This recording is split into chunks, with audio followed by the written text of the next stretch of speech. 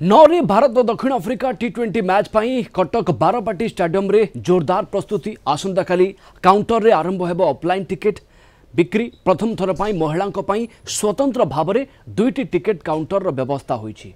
मोट 3टी ticket container मध्य 5टी ticket counter व्यवस्था करिछि Odisha cricket association.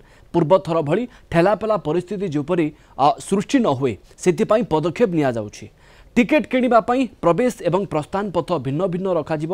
प्रथम थर पाई सर्पेंटाइन डिजाइन रे एठी लुहा बैरिकेड करा जायछि।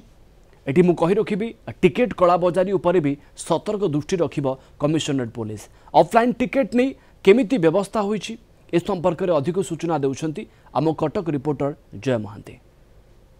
आमे एबे क्रिकेट एकेडमी पड़िया रे अछु।